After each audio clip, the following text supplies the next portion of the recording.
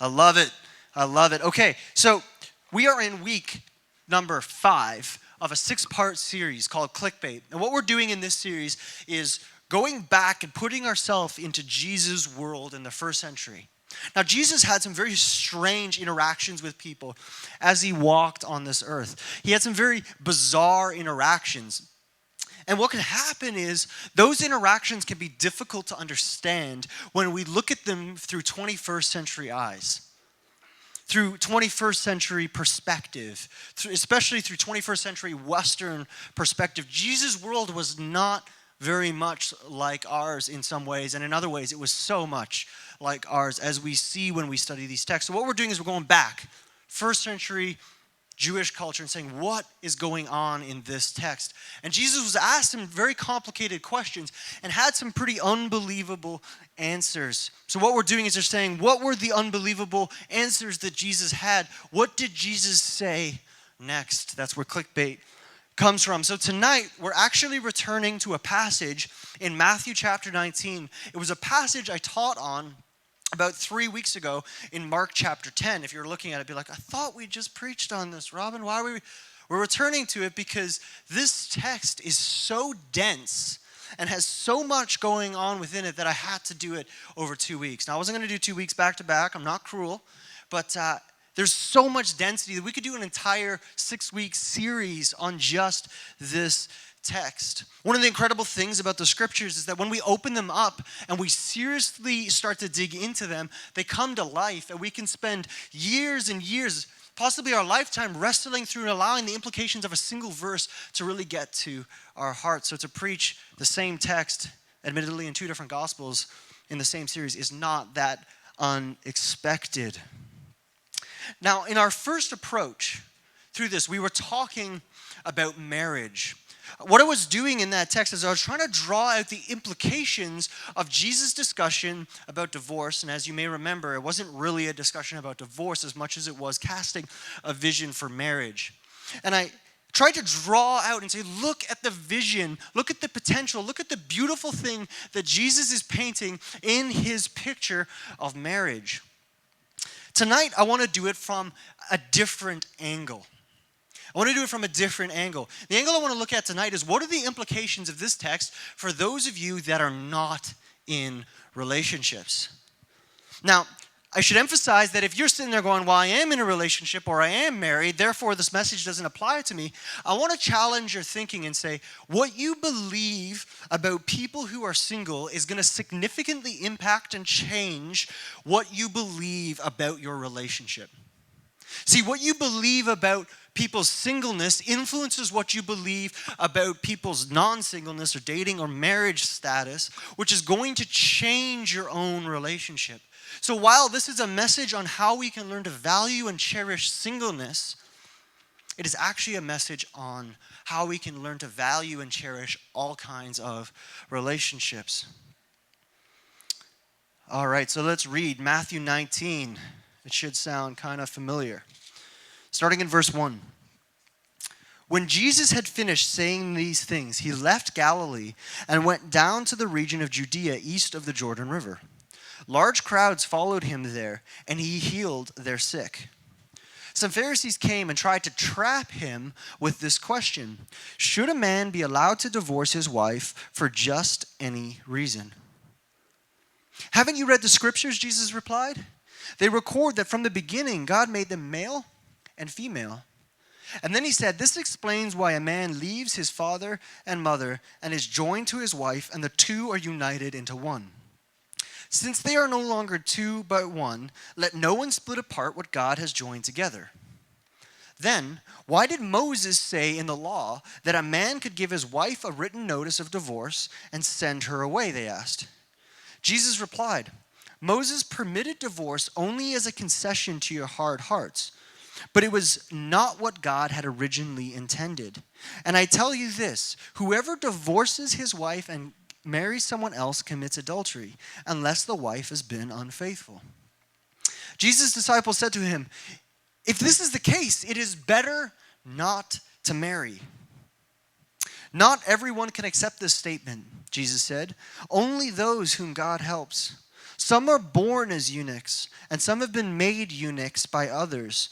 And some choose not to marry. Other translations say choose to become eunuchs for the sake of the kingdom of heaven.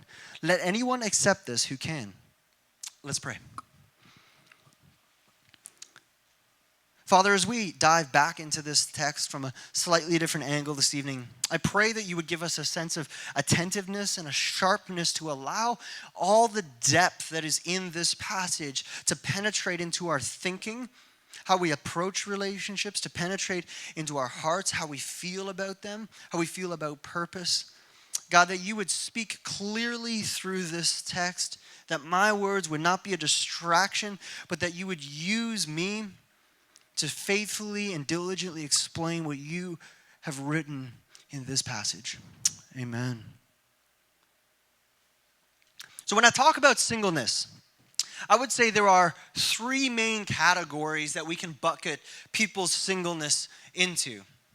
Three main categories. The first is those who are single but wish they weren't. You all know who I'm talking about. We're talking about the guy that comes to church because he's excited about the possibilities that are in this room. You know what I'm saying? Everybody don't look around. That's awkward.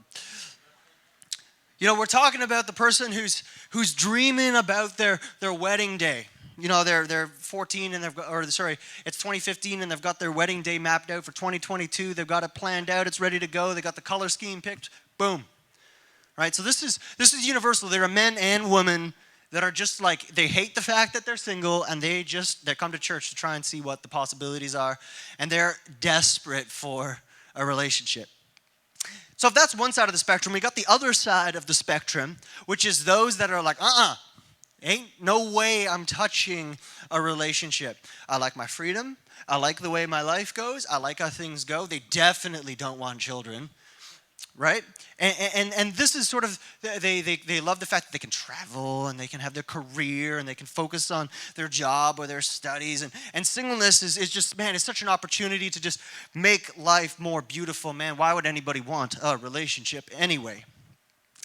And then there's a third category of person that we see talked about in this passage, which we're going to call the eunuchs.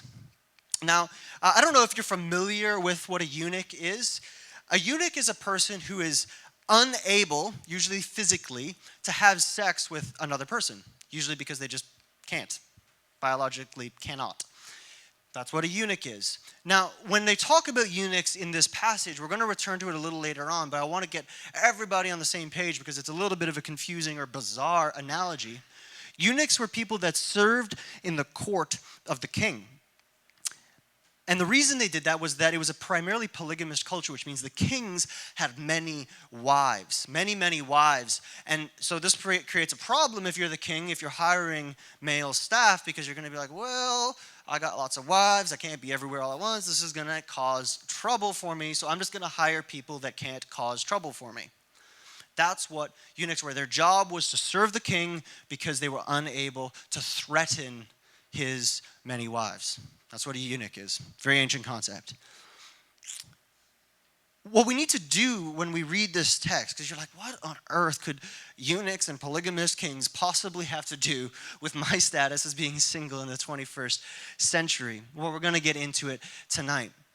Now, when I first talked about this passage in Mark chapter 10, when I preached on it about marriage several weeks ago, I was primarily talking about the tension that existed between Jesus' vision and Jesus' commentary on divorce and marriage, and the tension that existed between the Roman authorities and the Jewish religious authorities. And Jesus was sucked into the tension between the two of them. Tonight, I want to actually approach it from a slightly different angle. See, the reason Matthew is interesting is that there's a different layer of things going on. It's a different take on the same story. Same things happen, but slightly different angle. The angle I want to explore tonight is the tension that we see in this text, not between the Romans and the Jewish authorities and Jesus, but between two strains of Jewish thought that were influencing the question that Jesus was being asked. Right? So you guys track it with me this evening. We're going to go and we're going to do some study of some historical context. We're going to go look at some rabbis. We're going to study Shammai and Hillel. We're going to get some good friends. And then we're going to figure out, okay, what does this have to do with being single and our relationship status today? So they ask him this question: is it legal for a man to divorce? What's the story about divorce? And Jesus says in verse 7, therefore a man shall leave his father and his mother and hold fast to his wife, and the two shall become one flesh. So they are no longer two, but one. What therefore God has joined together, let not man separate. In other words, Jesus is saying, no, you should not get divorced. That's the short story there. Talked about that a few weeks ago. But then they come back and they say, why then did Moses command one to give a certificate of divorce and to send her away? Why did Moses say that? And what they're referencing when they ask that question is a passage in Deuteronomy chapter 24. Now, in Deuteronomy chapter 24, Moses is presenting and giving the law regarding divorce. There's two main passages that speak to divorce in the old Jewish law, and this is the second and very contentious one. It says this: suppose a man marries a woman, but she does not please him. Suppose a man marries a woman, but she does not please him. Having discovered something wrong with her, he writes her a document of divorce, hands it to her, and sends her away from his house. Remember I said, when we read Jesus' words, we need to put ourselves into first century Jerusalem or Judea or wherever he was. He was in Judea here. Well, this is even more complicated because what's happening here is we're entering a discussion about a 3,000-year-old legal code happening 2,000 years ago in the 21st century. So we're reading something that's very, very ancient, reading people discussing something that's very, very ancient, a very, very long time ago. So what we can tend to do is we can tend to miss what's going on here. Now, this law created a great deal of tension for how people approached relationships. It created a great deal of confusion. It was like, well, what constitutes valid grounds for divorce? This was the debate of the day. What is a valid divorce? And I promise you, as I did with marriage, this is going to go deeper than divorce. We just have to get some historical context here. So what happened was, or I should add, before I explain what the two main competing ideas were, when we read a law in the Old Testament, especially a law like this that can seem so offensive, right? The woman can do whatever, anything that displeases the man, and the man can just send her away. I mean, that just sounds crazy. It sounds offensive to our 21st century kind of mind, and it is a kind of a crazy idea. But something we have to understand is that what God was doing when he gave the law was he was not establishing the greatest and highest good for how things should be. That's why Jesus says, that's why Moses permitted this. Moses was permitting this. God was permitting it, not because it was good, but because he was working with people where he found them. And what God did was he took a totally systemless process where the woman had no power, no recourse, no ability to defend herself, and said, no, there has to be a system. You can't just divorce and have no system. So God introduces a set of systems. So the standard we see here, and we need to be very careful when we read the Old Testament, is that it's not God establishing this is how it should be. It was God moving people towards greater justice and greater care and a greater understanding of what he's calling us to. So what happened was there were two main streams of thought that came out of this passage in Deuteronomy chapter 24. There were two schools of thought that people wrestled with. The first was under a guy named Rabbi Shammai. Rabbi Shammai. Now, Rabbi Shammai was an influential rabbi or religious teacher in that day. And what he taught was that the thing that qualifies as something wrong, so having discovered something wrong with her, he said the thing that qualifies as something wrong is adultery or some sort of cheating. If your spouse cheats on you, that qualifies as what God was talking about in this passage. There was another school of thought which was under Rabbi Hillel. Rabbi Hillel. Now, Rabbi Hillel argued that something wrong meant anything. Don't like the way she aged? Away with her. Don't like the way she made dinner? Away with her. Don't like the fact that she burnt dinner, and he actually taught this, away with her. And what had happened was that this teaching that you could divorce someone for absolutely any reason you wanted became prominent in Jesus' day. It was one of the dominant ideas, and it was the one that was sort of winning the war. So what's happening is Jesus is getting sucked into this tension between what counts as a valid divorce. And Jesus comes around and he says, Moses permitted divorce only as a concession to your hard hearts. But it was not what God had originally intended.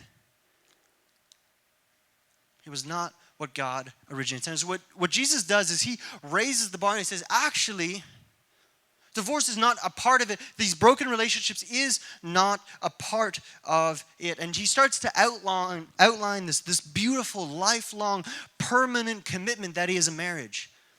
A relationship where you journey with someone through pitfalls and lows and ups and downs, where there's no grounds or no reason to ever see that separate, or no desire to ever see that separate. He points to the vision in Genesis chapters 1 and 2 where God creates us and says, this is what a marriage should look like.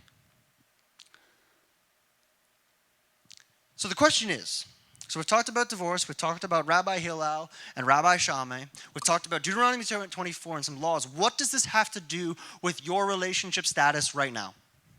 What does it have to do with whether you are in the best relationship in the world, or whether you are single and pining for someone, or whether you are single and definitely not pining for someone? What does it have to do with you? And this is where we come to the disciples' response to Jesus' words. This is where we come to the disciples' response to Jesus' words. The disciples respond. He says, if this is the case, Jesus, if this is the case in verse 10, it is better not to marry. It is better not to marry. In other words, Jesus has painted a picture of relationships where they are difficult, where marriage is hard, where you may not derive satisfaction and joy from the relationship, where it may be painful. And what Jesus is saying here is, guess what? You have to persevere through it. And the disciples come back from their Rabbi Hillel-minded worldview and say, well, then it's probably better not to get married at all, because it sounds like I'm not going to be satisfied if I get married. And Jesus basically says, yes, that is the case. We're going to come to Jesus' response in a second. It is better not to marry then, they say. Well, why? Because what they had done was they had framed a view of relationships wherein their satisfaction, their joy, their fulfillment in life was directly tied to whether or not they were going to be in a relationship. And what they were saying is, well, if I can't be happy in a marriage, if I'm not going to be personally satisfied, or if life isn't going to go the way I want it to, then I probably don't want to be in a relationship. And Jesus is saying, you have missed the boat altogether. See, what we tend to do is we tend to build romantic relationships up in our head as the ultimate end of things, the ultimate reality to be desired. We have this idea where my life won't feel complete. I won't feel fulfilled. I won't feel purposeful unless I am in a relationship. And what we start to do is build a romantic relationship up in our heads as fulfilling our very identity and fulfilling our very personhood. And when Jesus starts to challenge this idea, they say, well, actually, maybe it's not going to perfectly fulfill your personal happiness. They say, well, maybe it's better not to get married at all. See, we have this idea that marriage and a romantic relationship will fulfill us, that it will satisfy those deep longings of our heart. You know, when we talk about finding a spouse, it kind of sounds like we say the one, and is she the perfect one? And it sounds a little bit more like we're hunting for a unicorn than we are trying to find a spouse. You know what I'm saying? Like, it looks like we're not even talking about something that's real. We talk about finding a relationship in this sort of this ethereal, magical way because it's going to magically fulfill me. And what Jesus is saying, actually, no, it's not. It's going to be difficult. There's going to be some challenges that come. You know, the crazy thing, when Laura and I first got married, and we woke up, I think shortly after the honeymoon, we arrived at our house, and I woke up and I was like, okay, I'm going to go make my oatmeal, do my thing. You know what the crazy thing is? I was the same person after I got married that I was before I got married. Nothing changed. Yeah, I get to journey with my spouse now. Laura gets to be by my side. But I was still the same person. My longings, my insecurities, my desires, my hopes, my dreams, they were all still the same. The difference was I had somebody to journey with, yes. But I was still the same broken person that I had always been. Life was not really any different. And yet what we tend to do is we tend to set up, oh, my life will be perfect. Everything's going to be perfect. And we set up this ideal of relationships, and yet Jesus is saying, actually, there's more to it. The Apostle Paul, who incidentally was not married, wrote in 1 Corinthians chapter 7, he says, those who marry will have worldly troubles. Those who marry will have worldly troubles. What he's saying there is he's not saying don't get married or it's going to be miserable. He's saying their marriage is not perfect. And what we tend to do when we're single is we view a relationship as the perfect ideal. We view our fulfillment as a person as being wrapped up in being in a relationship.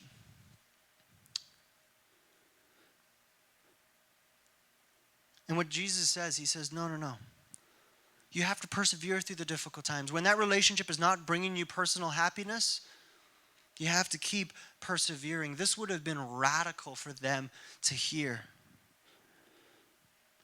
And what we do when we approach a relationship is it fulfilling the very desire in us, our fears of loneliness.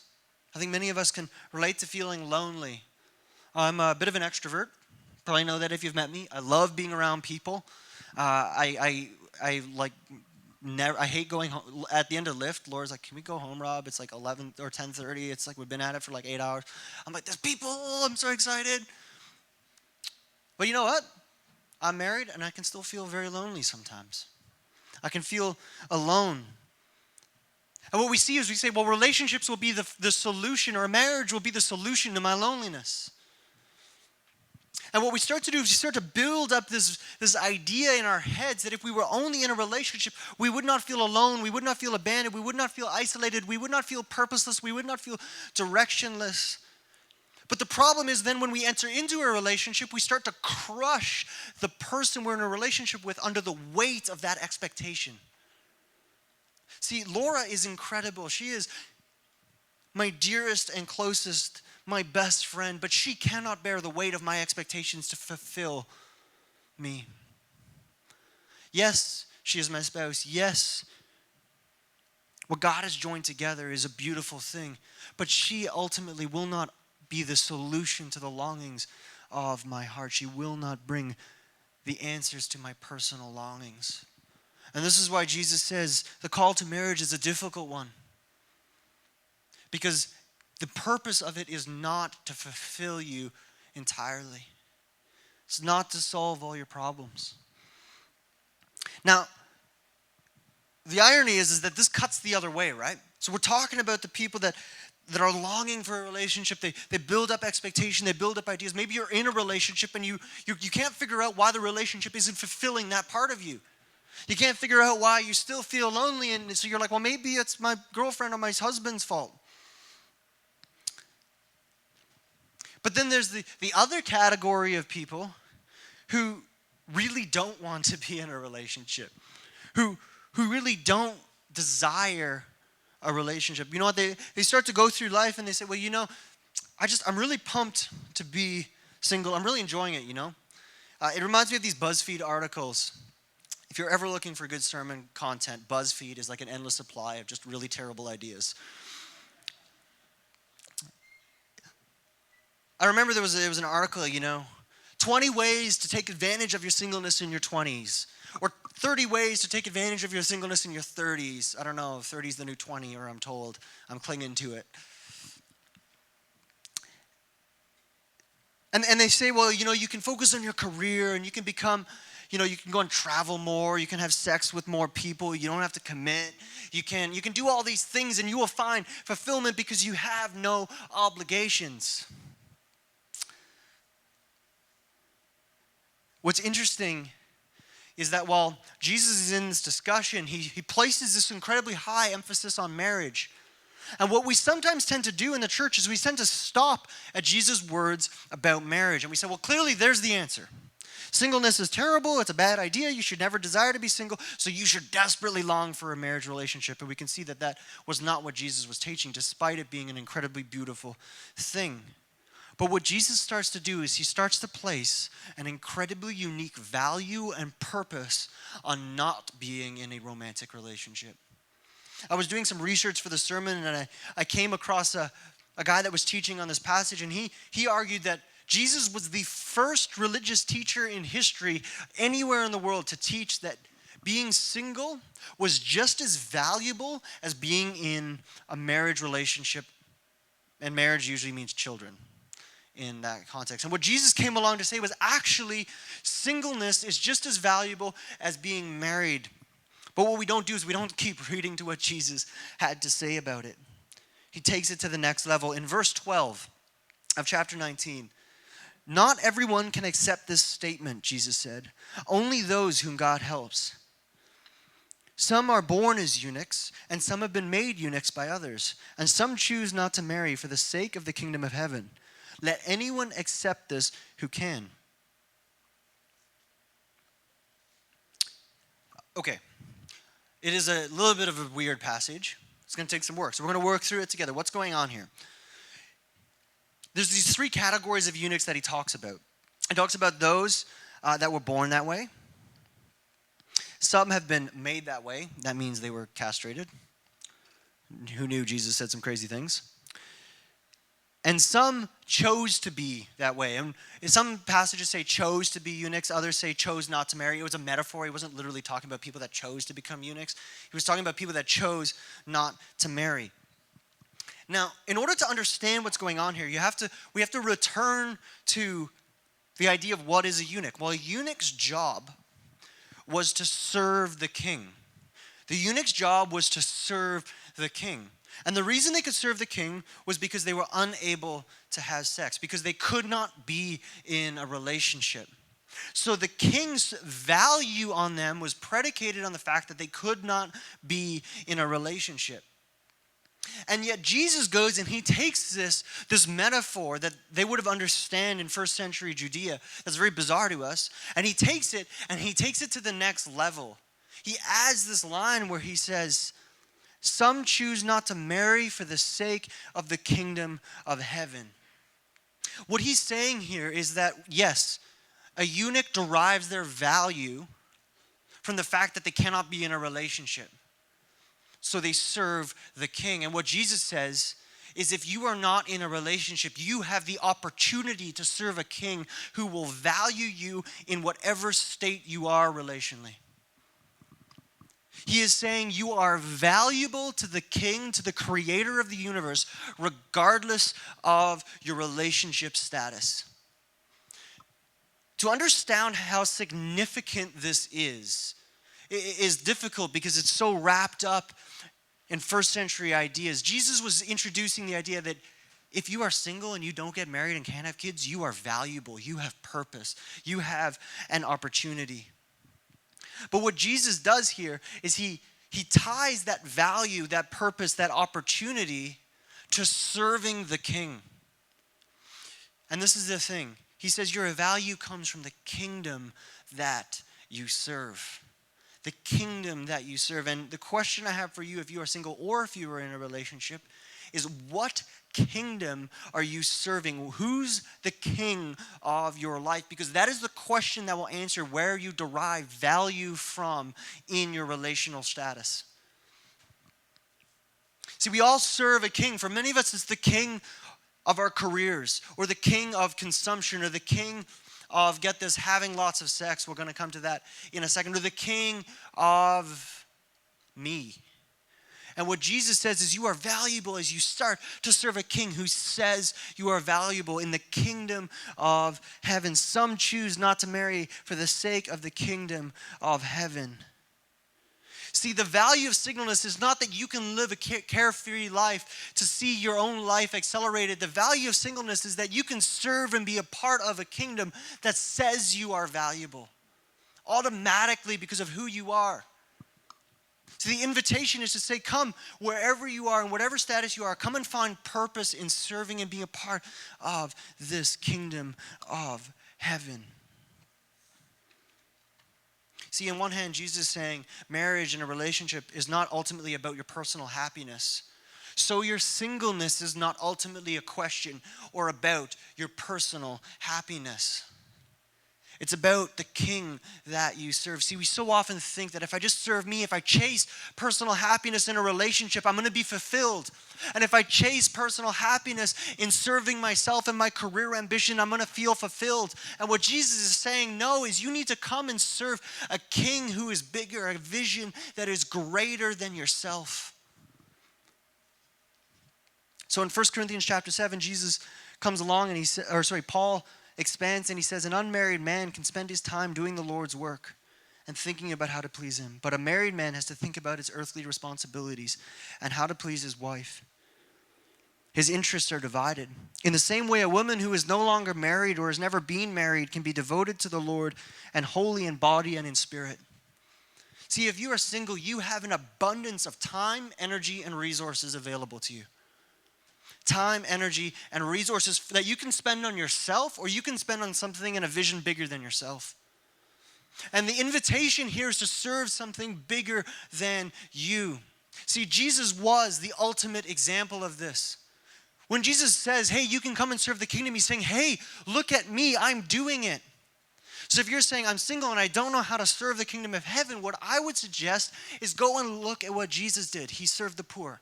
He loved the orphan and the widow. He healed the sick. He cared for the brokenhearted. He encouraged people. He taught people. He invested into others. Imagine if your singleness was an opportunity to serve others. Imagine if your relationship was used to serve others and to advance something bigger than yourself or bigger than your relationship. See, it's amazing when we move our vision for a relationship status off of our own fulfillment and onto serving Jesus, it starts to become incredibly freeing. Now, the implications of this teaching go far beyond being married or being single, but carry over directly into our sexuality. You have to understand what Jesus is doing here is he's saying, he's coupling the idea of sex and having sex to being married. If you think Jesus had nothing to say about sexuality or marriage, he's saying it right here. You just have to put yourself into the text. But what he's also saying here, and this is incredibly radical, I would say it's arguably, having not lived in the first century, it's possibly even more radical today than it was then. And the reason is, what Jesus is saying is that your identity and your value does not come from your sexuality or your sexual identity or the fulfillment thereof. What he's saying is that your value as a person, your fulfillment as a person is not ultimately found in your sexuality. Now, this is very countercultural. This is incredibly countercultural. What Jesus is saying is your value is not determined by your sexuality or how much sex you can have. It's determined by who you serve, the king that you serve and whose authority you come under.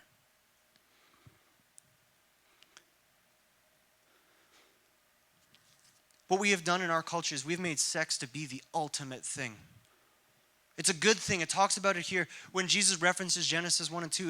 It's outlined that it is a good thing, but what we have done is we have made it into the ultimate thing. So the idea of being single is like has a double whammy. It means one, we're not going to be fulfilled relationally, but two, we're not going to be filled sexually, and therefore there's no hope or no vision in it. And yet Jesus was neither married and was celibate. And yet he lived a fulfilled and purposeful life. What we have done consistently is we take a good thing and we establish it as the ultimate thing. Marriage is a good thing. Jesus talks about how it is a good thing, but he's saying it's not the ultimate thing. Sexuality is a good thing, but it is not the ultimate thing. Singleness is a good thing, but it cannot be the ultimate thing. Your vision for your life must be bigger. Your vision for your relationships must be bigger. And this is why Jesus sets the standard on himself. When he says, In verse 12, since some choose not to marry for the sake of the kingdom of heaven, he is first and foremost talking about himself. He is talking about himself, and he's saying, look at me. Look how I have lived a fulfilled life. Would you do the same? Would you serve the kingdom of heaven? He's saying your purpose, your fulfillment, your longings. Yeah, marriage is beautiful. Yeah, sexuality is beautiful. Yeah, being single can be beautiful, but they're not the ultimate thing. Set up the kingdom of heaven, your creator, as the ultimate thing. It's incredible. Jesus gives value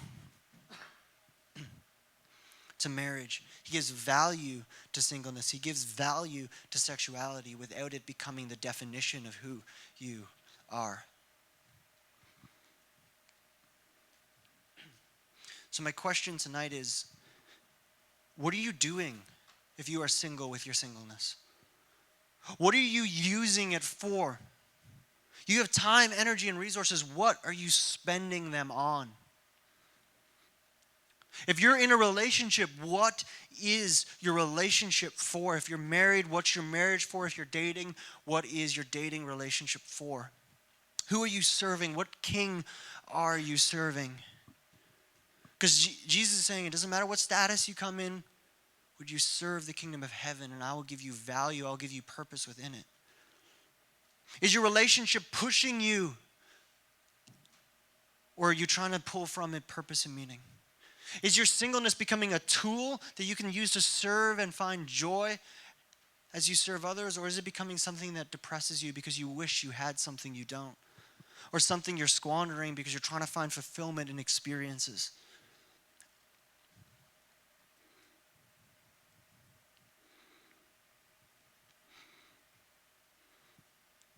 See, the challenge is when we open the scriptures, when we open Jesus' words, they challenge us, they cut to our heart. See, he does not allow us to come to him and remain unchanged, come to him with visions of our own greatness. He says, no, come and serve the kingdom of heaven. So where are you coming from tonight? Where are you coming from with your relationships? What are they for? What are you hoping to achieve with them? Let's pray.